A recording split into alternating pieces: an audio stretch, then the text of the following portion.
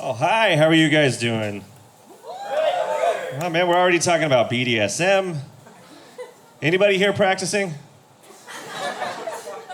I never got it when I was young. I always would hear people would be in the whips and chains, and then in my head, I was like, because I grew up conservative, it's like if you're ever at that point, just take a week off and reset. Like, you don't need to get into all the hold me down and hit me stuff.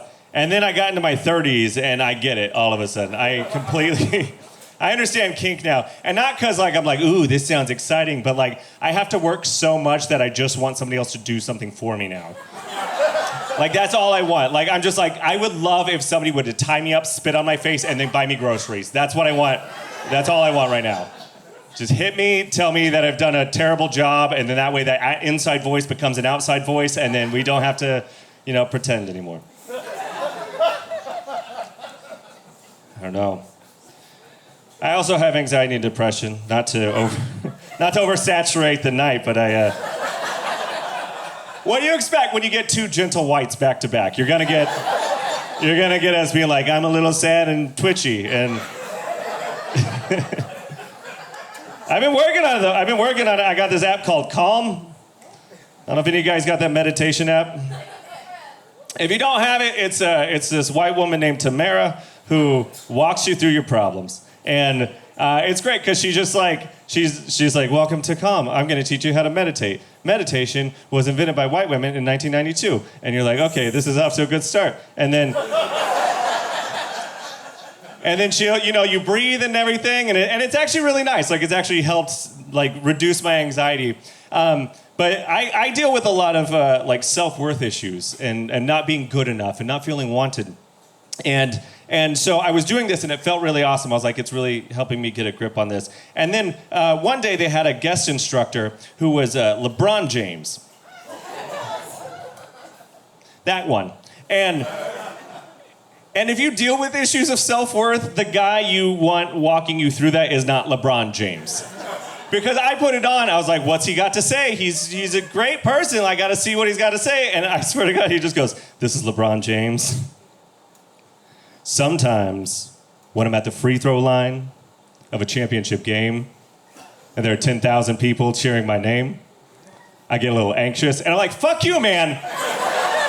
That's not why I'm here today. That's not why. I don't want you like, oh no, like the weight of the world is on my shoulders, but you're just like, the weight of the trophies are on my shelves. And that is not, we can't relate in those same problems. Like, you're not the guy to guide me through. I want to put it on and be like, get a guy who's just like, hey, this is Simon. Are you ever at like a Trader Joe's and you start to have a panic attack because you see 3 types of mangoes? And one of them's organic, one of them's sugared, and one of them's not sugar, but you don't know if the fruit sugar's still bad sugar because it's the same amount of sugar, but it's just a different added sugar. And then you turn around, there's a woman who's 90, and she's standing behind you with a KN95 mask, and you're like, did I just give this 90-year-old woman COVID? And she's reaching for the mangoes too that you just touched, and then you can see the translucence through her skin, the blue vein from the fluorescent lights of the Trader Joe's ceiling, and it's coming through, and then 2, 3, release. That's the guy I need to be helping me through my problems. Not LeBron James. This is LeBron James. You ever feel too sexy in the morning and you need to rein it in before you get on the bus? No, I don't. I don't know. I'm trying to be a better, put myself out there a little bit more. And I did something recently that was out of character for me, but the Providence nurses were on strike. And I was like, you know what, I'm going to honk, because they like that. They love that. If you ever seen anybody on strike and they're holding a sign, oh, my God. They're just like, you go, and they go, oh. It brightens up their day. You feel like you made their day. You're like the Make-A-Wish card. And they're, ah. And so I did that, and I was like, honk, honk, honk. And they're just like, yeah. And I was just like, yeah. And then I turned, and then the light went red. And now I'm stuck making eyes at these people, and I'm just like, that was all I had in me. Please don't. I don't want to have to, I'm like, woo, but like, don't know. I'm like turning up NPR louder. It's just like, trying to, but just, It's a terrible feeling. I don't know. I'm getting more, I'm anxious in my older age, but I'm also like, I don't know. The world's so weird now that like I'm having a hard time keeping it all together. I feel like I'm not alone in this. Yeah? Okay, some gentle nods. Okay, you guys are liars, but that's fine. So I had this moment recently where I was on the I was on the Selwood Bridge. I was getting ready to get on the Selwood Bridge, and if you guys haven't been there, there's a street. It's 2 lanes that merge into one, and there's a it's like your lane is like coming this way, and then there's like a lane coming this way, and you just got to kind of sort it out. And so I'm in the car, and there's this like kid next to me, and he's like 23 or something, right? He's listening to music loud, and I just had this thought, and I was like, oh, you know, he's having a good day. There's hope for the future, you know. And then we start going, and then here's the thing, he's got the right of way, right? So like in his car, he should be making the decision on whether to go faster or slower. Like, where am I in this equation? I'm the one who's losing a lane, you just go faster, slower, and I'm getting cut in there, and then we're getting like pincered in this way, and then I just go like, ah. And then this kid zooms in front of me and just goes, ah. And I've never done this before, and I don't know why I did that this day, but he's going, ah. And so I go, ah. And then he sees me doing that, and so he starts going, ah. So it's just me and this kid jerking each other off on the bridge. Just going back and ah. And then we're making eye contact, and then at some point, I just laugh because it's such a silly thing. And then he laughs, and then he goes, ugh. And I was like, all right, I shock it. And then and I was like, that was it. That's how we solve a lot of problems. I think you just have to let some of it out sometimes. But then I was thinking about it. I was like, when did that become a gesture you do when somebody does something bad? Like, that should be a good, when somebody does something right? Like, because that's a nice thing to do. But like, if somebody does a perfect zipper on the freeway, you should be like, all right, yeah. Yeah.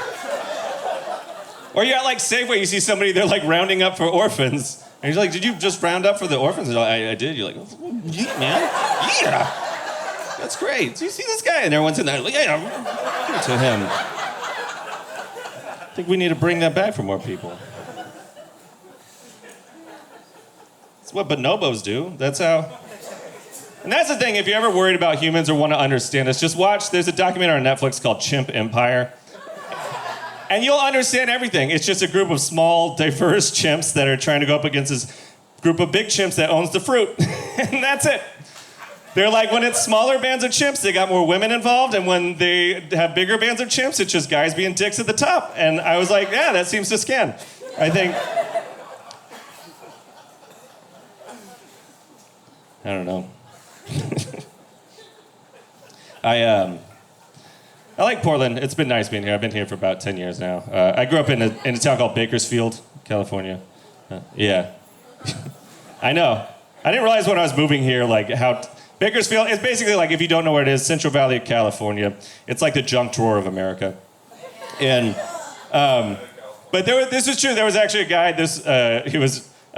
He was recently at a cockfight, the rooster kind, and he was murdered to death by a rooster. Yeah. And this, because they like tie knives to the chicken's legs, and these chickens were just like, ah, but one was like, not today. And then they did a whole like Ocean's 11 and just killed the guy, and he's dead now. And so I explained, I'm like, I grew up basically like if Quentin Tarantino directed Chicken Run. That is what I grew up in. But like, here's the thing about it's nice to be here, but it's like, because it's very conservative, and I moved up here where there's like gay is part of the culture here, and it's nice because you don't have to have that conversation with everybody where they're like, because the thing that I always hated, they're like, God made Adam and Eve, not Adam and Steve. And that was about as far as they got in that argument. But then there's this one guy I remember, and I haven't had this conversation ever since I moved, which is great. But he goes, he's trying to explain why being gay was wrong, and he goes, listen, Adam and Eve, not Adam and Steve, and it goes like this. Not like this. And despite what half of my high school and some of you think, I've never had sex with another man before. But I don't think that's how it's happening. I really don't think. I don't think that's how they do it. Like, I don't think there's two gentlemen at the opposite ends of an art loft just going, ready, Adam? Yeah, Steve. Fully erect, jousting each other from it, and just like, ah! And just trembling their way back and going, can somebody explain why this doesn't work? And they're just like, wait. I got this one, you guys. It goes like this, not like this. And they go, oh, thank you, my queen. So, you guys have been fantastic. I've been Chase Brockett. Thank you.